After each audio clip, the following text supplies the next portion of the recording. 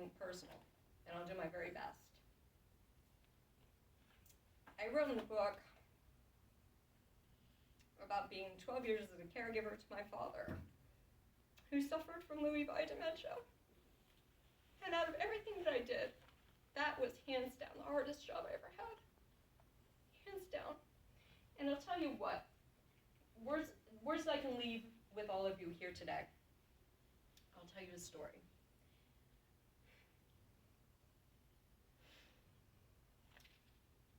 The medical professional people that we take our loved ones to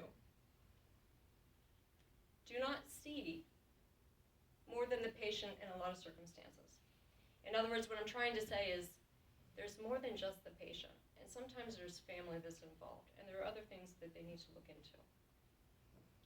So an example would be, I was all over the country, actually all over the world at the time, and my father was attached to my hip. He went everywhere I did because he had Lewy body dementia. We didn't know it at the time. He was diagnosed with Alzheimer's, but he had Lewy body dementia, and he was always with me.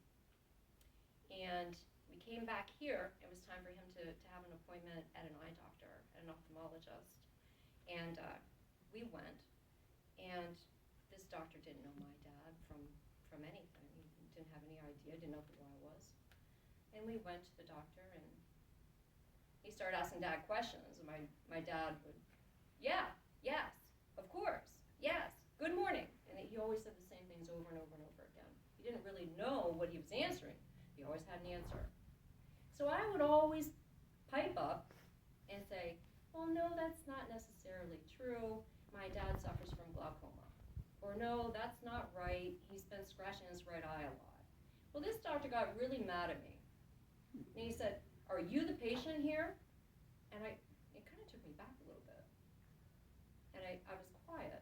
And I sat there, and he said, we're going to go ahead and we're going to start him out with a peripheral field vision test. And what they do is they set the patient in front of a field, and every time they see a blinking light, they're supposed to raise their hand or say something. I forget which one it was.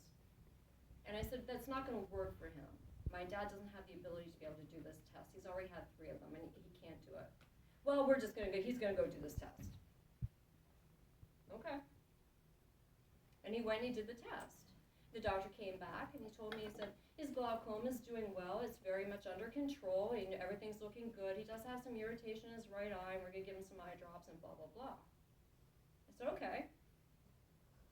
How was the field vision test? No answer. How did that go? Well, he wasn't able to do the test. And I said, if you would have listened to the family member that spends 24 hours a day, 7 days a week with this man, and given her just a little bit of credit, you would know. And guess what? I'm not paying that bill. So you go ahead and you send it to me because I'm not paying it. And he didn't have very much to say. But the point of the entire story is this. There's more to the patient than just the patient. There's an entire family behind that and a support system behind those people. And our medical community needs to be placed on check and on notice that they need to treat these patients properly. And they need to start treating family members properly and listening